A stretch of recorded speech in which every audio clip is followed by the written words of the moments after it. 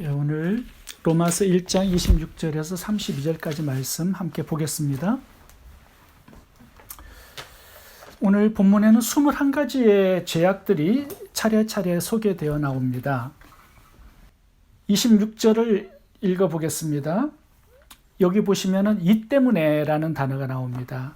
Because of this. 이 때문에, 이것 때문에, 어떤 것 때문이었죠? 어제 보시면 이 21가지의 죄악들이 출발하는 그 공장이 있습니다.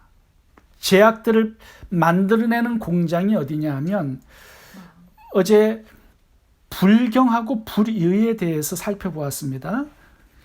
이 경건하지 않은 불경은 우리의 마음속에 하나님을 경외하지 않고 인정하지 않는 것입니다.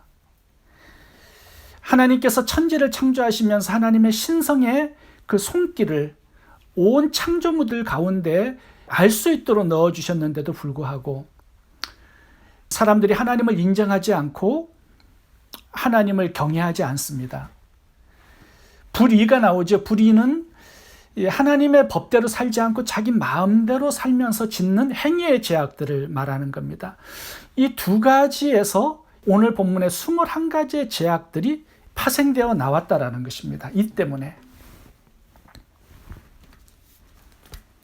하나님께서는 자기 자신을 왕으로 주인으로 인정하지 않고 존중하지 않는 자를 그냥 내버려 두셨습니다.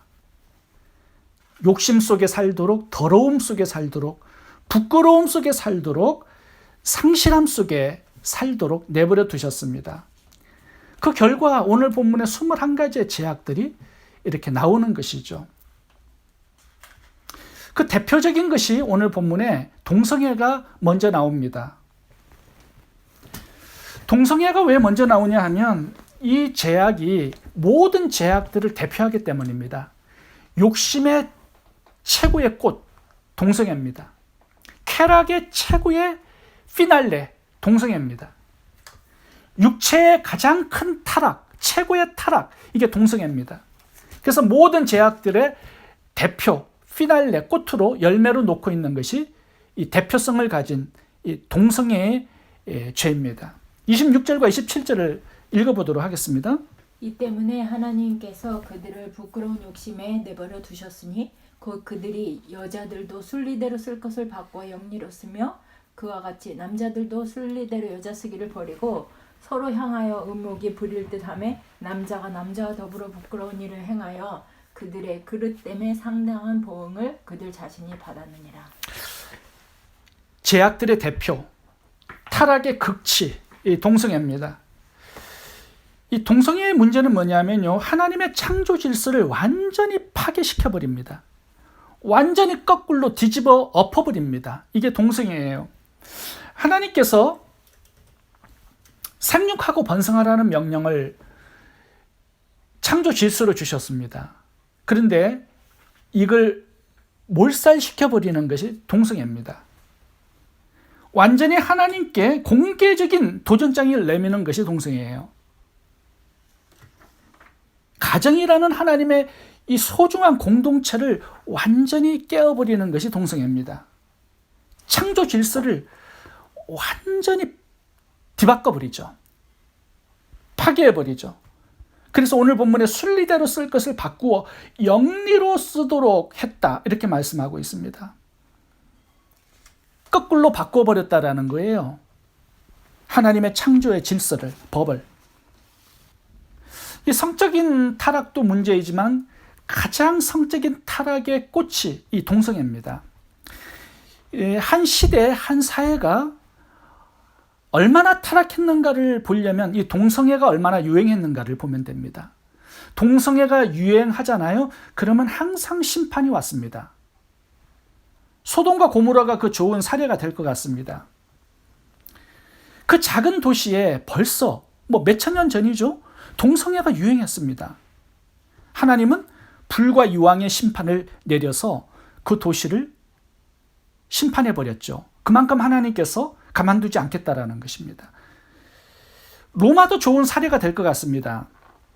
귀족은 물론 노예들까지 이 동성애가 유행했습니다. 그 당시에. 초기 황제들 15명 중에 14명이 게이, 동성애자들이었습니다. 대단하죠? 뭐 자기가 원하면은 여자들을 마음껏 즐길 수 있었는데 그것 가지고는 만족하지 못했다라는 것이죠. 색다른 쾌락을 찾았어요. 그게 동성애입니다. 더 자극적이고 최고의 쾌락을 맛보기를 원했던 거죠. 그래서 심지어 이 짐승과의 교합도 즐겼습니다. 하나님께서는 이 화산으로 이 폼페이 로마 시티를 다 멸망시켜 버려야 했던 것이죠.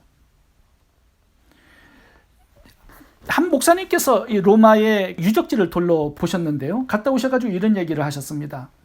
로마의 길들이 전부 다 이렇게 돌로 만들어졌어요. 마차가 잘 달릴 수 있도록. 근데 어느 장소에 가보니까 돌이 움푹 패여 있었습니다. 그래서 안내자에게 물어봤어요. 왜 여기만 돌이 움푹 패여 있느냐고. 여기가 사창가래요. 그만큼 마차가 엄청나게 많이 다녀가지고 그 돌들이 다 패여 있을 정도였답니다. 하나님께서는 항상 성적인 타락과 동성애가 유행하는 장소는 다 멸망시켜버렸습니다. 한국도 지금 동성애가 굉장히 유행하고 있습니다. 옛날에는 이 동성애가 별로 없었는데요. 요즘에 굉장히 급성장하고 있습니다. 에이즈 환자도 많아지고요. 가장 큰 문제는 뭐냐면은 성적인 호기심이 있는 중고등 학생들이 이 동성애에 많이 빠지고 있다라는 소식입니다. 이 고3 학생이 동성애를 경험하고 난 다음에 동성애할 자유 그리고 책임이라는 책을 한국에 써서 냈습니다. 충주의 한 고등학교 3학년 학생인데요. 2003년생이더라고요. 최연호라는 학생입니다. 관심이 없었는데 퀴어 축제에 갔다가 동성애에 관심이 생겼답니다. 그리고 동성애 is라는 그 책을 보면서 이제 동성애에 빠진 거예요. 그래서 동성애 어플을 깔았습니다. 애플리케이션을 깔았는데 이 애플리케이션을 깐 지 3일 만에 20명이 연락이 왔어요. 무슨 연락이냐면 성관계를 하고 싶다라는 연락을 성인들이 20명이 줬답니다. 3일 만에. 그래서 이렇게 물어봤대요. 왜 연락을 주셨느냐고. 너랑 성관계를 갖고 싶다라는 거예요. 한국의 이 청소년들이 이 에이즈 확산율이 가장 지금 높습니다. 에이즈 환자들도 급증하고 있고요. 근데 문제는 한국 정부에서 세금으로 에이즈 환자 치료를 다 무료로 해주고 있습니다. 지금 정의당에서는 차별금지법을 국회에 상정해서 지금 통과를 앞두고 있습니다. 이 동성애 차별금지법이 통과가 되면 이제 한국도 유치원부터 이 동성애가 정상적인 이 사랑이라고 가르쳐야 합니다. 그리고 교회는 목회자들이 동성애가 죄라고 가르칠 수 없습니다. 이게 불법이 되어버려요. 예전에 캐나다 같은 경우에 동성애 반대자가 95%였고요. 찬성자가 5%였습니다. 그런데 어떻게 캐나다가 동성애가 합법화되고 동성 합법 결혼이 통과가 되었을까요? 그게 제가 궁금해서 인터넷에 들어가서 좀 리서치를 했습니다.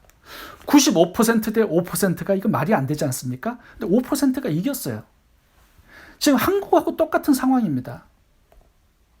그런데 문제가 뭐냐면요. 95%가 동성애를 반대하는데요. 반대 행동에 나서는 사람들은 0.5%였답니다. 그 당시에. 근데 동성애자들 5%는요. 전부 다 사회활동을 하는 거예요. 적극적으로.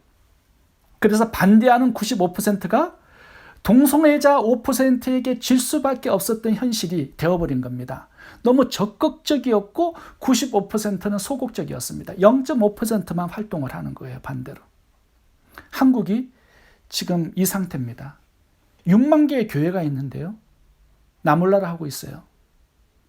그 대신 5%의 찬성자들이 너무 적극적으로 활동하고 있습니다. 이 정의당에서 발효한 차별금지법이 통과를 앞두고 있는데요. 저는 이거 별 어려움 없이 통과될 것이라고 생각합니다. 왜냐하면 너무 적극적으로 활동하는 사람들이 많기 때문에. 교회가 들고 일어나야 되는데 소극적이에요. 문제가.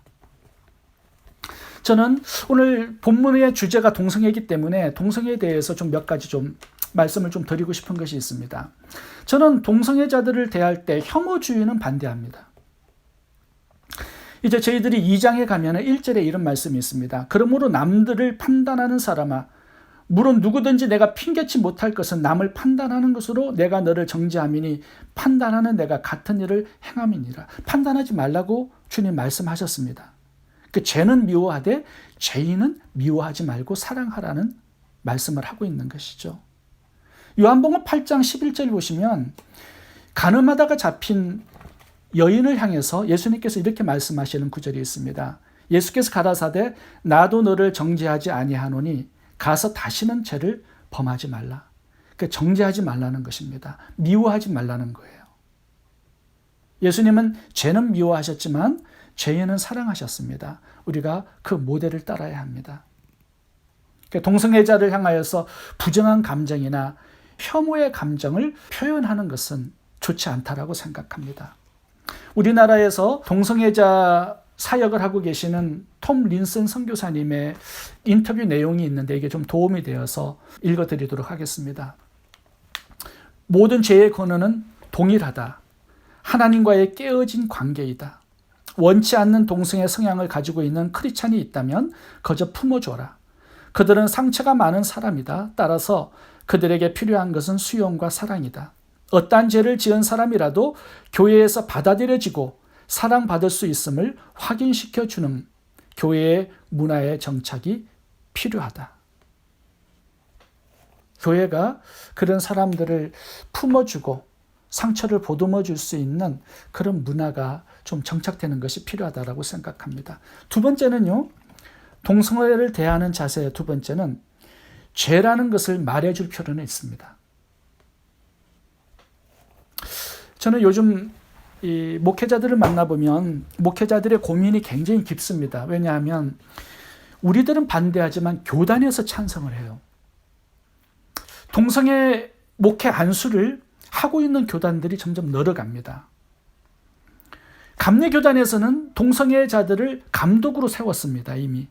감독은 어떤 역할을 하냐 하면요, 목회자들을 목사 안수를 주는 사람이 감독입니다. 그리고 100개 정도의 교회를 관할하는 사람이 감독이에요. 감독이 목회자를 세우는데 어떤 목회자가 안수받으면서 동성애를 반대할 수 있겠습니까? 찬성할 수밖에 없는 것이죠. 동성애자의 목사님으로부터 안수를 받고 목회자들이 탄생되는 시대가 지금 이 시대입니다. 원치 않지만 그렇게 될 수밖에 없어요. 동성애를 문화라고 말하는데 그거는 죄입니다. 문화가 아니에요. 마귀가 지배하는 죄입니다. 이것은 제 말이 아니라 성경 말씀입니다. 우리의 입맛에 따라서 문화다, 개인적인 성향이다, 그렇게 해서 그렇게 되는 게 아닙니다. 하나님께서 죄라고 말씀하시면 우리도 그것을 죄라고 말할 수 있는 용기가 필요합니다. 우리는 성경을 따라서 살아야 되는 성도들이기 때문입니다. 우리 성경 구절을 같이 읽어보도록 하겠습니다. 레위기 20장. 누구든지 여인과 교합하듯 남자와 교합하면 둘 다 가증한 일을 행함인즉 반드시 죽일지니 그 피가 자기에게로 돌아가리라. 네, 고린도전서도 읽어보겠습니다. 불의한 자가 하나님의 나라를 유업으로 받지 못할 줄을 알지 못하느냐. 미혹을 받지 말라. 음란하는 자나 우상 숭배하는 자나 간음하는 자나 탐색하는 자나 남색하는 자나 도적이나 탐남하는 자나 술 취하는 자나 후욕하는 자나 토색하는 자들은 하나님의 나라를 유업으로 받지 못하리라. 여기 남색하는 자가 바로 동성애자들인데요. 하나님의 나라에 들어갈 수 없다고 주님 말씀하셨습니다. 이거는요, 구약에서도 마찬가지예요. 돌로 쳐 죽이라고 말씀하시는데 하나님의 나라에 들어갈 수 없다라는 말씀을 동일적으로 하고 있는 것입니다. 죽이라는 명령을 내리고 있는데 오늘날에는 그렇게 하면 안 됩니다. 이 시대가 다르지 않습니까? 옛날하고. 우리는 그 사람들을 죽이는 게 아니라 살려내야 합니다. 위에서 기도해 줘야 되는 것이죠. 그것이 우리가 해야 될 사명이라고 생각합니다. 교회가 품어주고 기도해 주는 것입니다. 살리기 위해서 복음을 전하는 것이죠. 그것이 우리가 동성애자들을 향한 교회의 태도여야 합니다. 두 번째 주제를 살펴보도록 하겠습니다. 동성애는 오늘 본문의 21개의 죄의 대표성을 가진 죄라고 말씀을 드렸습니다. 오늘 본문에는 이 행위의 죄와 마음의 죄 이렇게 두 개로 나누어져 있습니다. 몸으로 짓는 죄를 살펴보겠습니다. 살인, 비방, 자랑, 사기, 수근수근. 이것은 실제로 행동으로 옮기는, 입으로 말하는 죄죠. 누구든지 볼 수가 있는 그런 죄들입니다. 근데 마음에 숨겨진, 깃들인 그런 죄가 오늘 본문에 나옵니다. 추악, 탐욕, 악의, 시기, 교만, 우매, 무정, 무자비, 이런 것들은 마음에 숨겨진 그런 깃들인 죄악이라고 말씀할 수 있습니다. 사실 마음의 죄는요, 겉으로 드러나지 않기 때문에 피해를 주는 것이 아니기 때문에 뭐 이렇게 돌로 쳐 죽이거나 사형에 해당되는 그런 죄악은 아닙니다. 그런데 오늘 본문을 보시면 이 마음의 그런 사소한 죄악도 동성애와 살인과 같이 취급하고 있습니다. 그러면서 오늘 본문에는 32절에 보시면 사형에 해당하는 죄다라고 말씀을 하고 있습니다. 이 모든 마음에 숨겨진 죄악과 겉으로 드러나는 행동의 죄악들이 하나님께서 사형에 두신 그런 죄악이라고 말씀을 하고 있습니다. 왜 그럴까요? 이렇게 해서 사형이 아니라 오늘 본문을 보시면 사형을 당한 자이기 때문에 이런 것들이 나타난다 이렇게 말씀을 하고 있습니다. 하나님이 이미 버려버렸기 때문에 이런 죄악들이 나타난다라는 거예요. 이미 잃어버린 바 되었고 하나님의 진노가 그 사람에게 임해 있고 이미 하나님으로부터 떨어져 나간 상태이기 때문에 이 21가지의 죄악이 그 속에 살아가고 있다는 겁니다. 이 사람이 이미 사형을 받은 죽은 상태예요. 오늘 본문에 굉장히 중요한 단어가 3가지 나와 있습니다. 어제 버렸다라는 단어도 3번 나옵니다. 욕심에 버리셨다, 부끄러운 상태에 버리셨다, 더러움에 버리셨다, 상실한 대로 버리셨다, 내버리셨다, 그렇게 나오는데 거기에 따라서 함께 나오는 단어가 바꾸었다, 바꾸었다, 바꾸었다, 이 단어가 나옵니다. 23절을 봐보시면 하나님의 형상을 우상으로 바꾸었다. 25절 봐보시면 하나님의 진리를 거짓으로 바꾸었다. 26절도 봐보시면 순리를 영리로 바꾸었다. 하나님의 창조 질서를 완전히 바꾸어버린 것입니다. 이게 죄가 가져온 결과예요. 이미 바꿔져 버린 것입니다. 인간도 하나님께서 창조하신 그 형상에 이미 마귀의 형상으로 바꿔진 거죠. 하나님은 생명으로 창조하셨지만 이미 바꾸어져서 죽어버린 겁니다. 죄의 사실은 사망이에요. 죽었어요. 그런데 제가 이 바꾸다, change라는 단어를 원어로 살펴봤는데요. 원어는 알라소라는 단어를 썼습니다. 이게 신약에 6번밖에 나오지 않습니다. 근데 이 바꾸다라는 알라소라는 단어가 어디에서 나오냐 하면요, 고린도전서 15장 51절에 동일하게 나오는데 한번 봐보겠습니다. 보라, 내가 너희에게 비밀을 말하노니 우리가 다 잠잠할 것이 아니요 마지막 나팔에 순식간에 후련히 다 변화하리니. 이 변화, change, 오늘 알라소라는 단어 3번 나오는데요. 이게 똑같은 단어입니다. 알라소예요. 근데 이 단어가 의미하는 게 뭐냐면요, 바꾸어져 가지고요 다시 원상태로 돌아올 수 없는 그런 상태입니다. 트랜스포메이션. 예, change가 아니라 완전히 변화된 거예요. 바꾸어진 겁니다. 새로운 형태로 바꾸어졌어요. 돌아갈 수가 없어요. 제가 설명해 보겠습니다. 물리학에서는요, 물리적 변화와 화학적 변화, 이 2가지가 있습니다. 물리적 변화는 뭐냐면요, 원상태로 되돌아올 수 있는 변화예요. 물이 얼음이 되고 수증기가 되잖아요. 다시 액체의 물로 돌아올 수 있어요. 이건 물리적 변화입니다. 근데 화학적 변화는요, 나무가 타가지고 재가 돼요. 그러면 쟤는 나무로 다시 돌아올 수 없어요. 이게 화학적 변화인데 이 화학적 변화가 알라소, 오늘 본문에 바꾸어졌다라는 단어입니다. 완전히 망가진 죽은 상태로 원상태로 복구가 불가능한 그런 변화를 죄인들이 가진 거예요. 하나님과 분리되어 버렸기 때문에 그 상태가 된 겁니다. 하나님의 자녀가 마귀의 자녀가 되어버렸어요. 천국 자녀가 지옥 자녀가 되어버렸어요. 생명을 가졌는데 이제 완전히 죽어서 돌아갈 수 없는 상태가 되어버렸습니다. 복구가 불가능해요. 자, 그렇다면 하나님을 떠난 인간의 상태가 이 21가지의 제약으로 살아가는 그런 상태인데 희망은 없을까요? 지금 왜 이런 상태를, 하나님을 떠난 죄인의 살아가는 상태를 이런 완전히 바뀌어져 버린, 망가진 그런 상태로 왜 묘사합니까? 복음을 설명하기 위해서 그런 거죠. 이렇기 때문에 복음이 필요하다라는 것을 설명하고자 하는 것입니다. 3장까지 계속 이렇게 나가다가 이제 4장부터 복음을 설명해 줍니다. 우리에게 희망이 있습니다. 예수 그리스도예요. 그래서 복음의 필요성을 설명하는 거죠. 로마서 1장 16절. 내가 복음을 부끄러워하지 아니하노니 이 복음은 모든 믿는 자에게 구원을 주시는 하나님의 능력이 됩니다. 이 하나님의 능력은요, 죽은 것을 살려내고요, 망가진 것을 복구하고요, 돌아올 수 없는 상태로 바꿔진 그것을 다시 하나님의 형상으로 원상 복구시키는 능력입니다. 이게 복음의 능력이에요. 예수님을 믿는 자에게 주시는 그 능력이고 축복입니다. 로마서 1장 17절. 복음에는 하나님의 의가 나타나서 믿음으로 믿음에 이르게 하나니 기록된 바 오직 의인은 믿음으로 말미암아 살리라. 이 복음에는요, 하나님의 의가 나타나요. 죄인을 의인으로 바꾸어주는 능력이 바로 복음, 예수 그리스도이십니다. 우리도 다 이 21가지의 제약 속에서 살았습니다.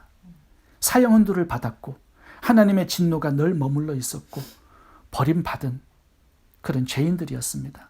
복음을 믿었어요. 예수님을 영접했어요.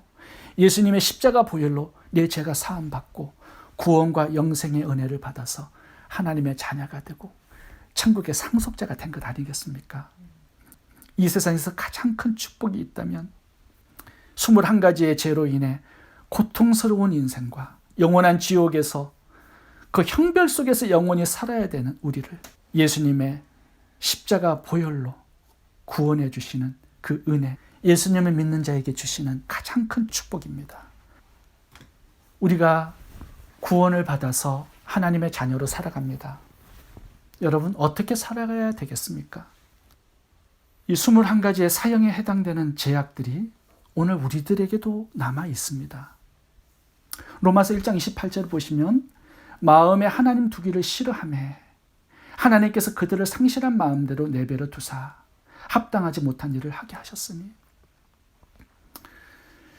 하나님을 우리의 마음에 두기 싫어하잖아요. 그러면 우리가 이 21가지의 죄의 지배를 받고 살 수밖에 없습니다.